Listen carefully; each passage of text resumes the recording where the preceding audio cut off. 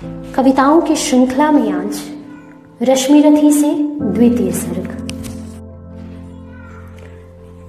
शीतल विरल एक कानन शोभित आदित्य का के ऊपर, कहीं उत्स प्रश्रवण चमकते झरते, कहीं शुभ्र निर्झर। जहां भूमि समतल सुंदर है, नहीं दिखते हैं पाहन, हरियाली के बीच खड़ा है विस्तृत एक उटज पावन।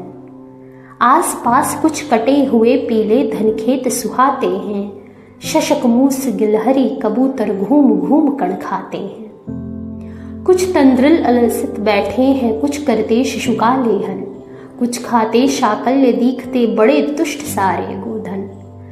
हवन अग्नि बुझ चुकी गंध से वायु अभी पर माती है, भीनी भीनी महक प्राण में मादकता पहुंचाती है। धूप धूम चर्चित लगते हैं तरु के श्याम छदन, कैसे झपक रहे हों शिशु के अलसित कजरारे लोचन जैसे।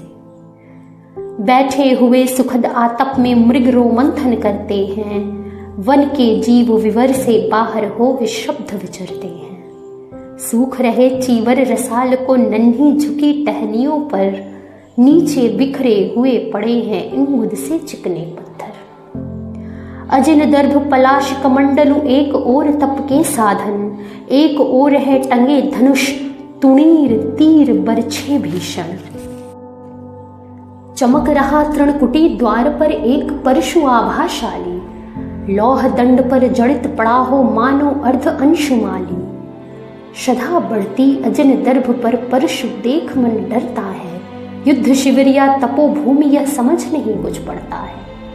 हवन कुंड जिसका यह उसके ही क्या है ये धनुष कुठार, जिस मुनि की यह श्रुआ उसी की कैसे हो सकती तलवार। आई है वीरता तपोवन में क्या पुण्य कमाने को, या संन्यास साधना में है दैहिक शक्ति जगाने को।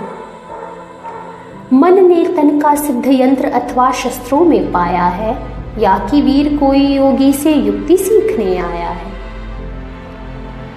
परशु और तप ये दोनों वीरों के ही होते श्रृंगार, क्लीव न तो तप ही करता है न तो उठा सकता तलवार। तप से मनुज दिव्य बनता है, षड विकार से लड़ता है, तन की समर भूमि में लेकिन काम खड़ग ही करता है। किंतु कौन नर तपोनिष्ठ है यहाँ धनुष धरने वाला, एक साथ यज्ञाग्नि और अस की पूजा करने वाला। कहता है इतिहास जगत में हुआ एक ही नर ऐसा, रण में कुटिल काल समक्रोधी तप में महासूर्य जैसा। मुख में वेद पीठ पर तरकस, कर में कठिन कुटार विमल, शाप और शर दोनों ही थे जिस महान ऋषि के संबल।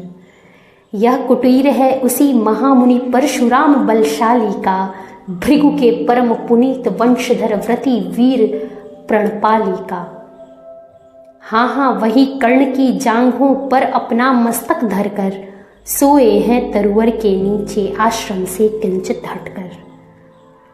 पत्तों से छन छन कर मीठी धूप माघ की आती है, पड़ती मुनि की थकी देह पर और थकान मिटाती है।